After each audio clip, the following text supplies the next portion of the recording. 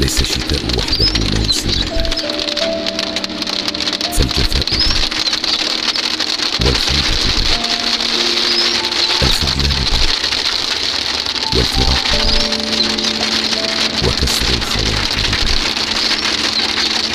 وبرد الروح أبشع وأقسى من برد الجسد.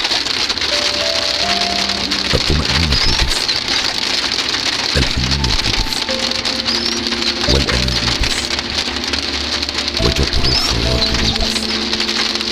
فأمطروا من تحبون بدفء مبين، فإن القلوب إذا جفت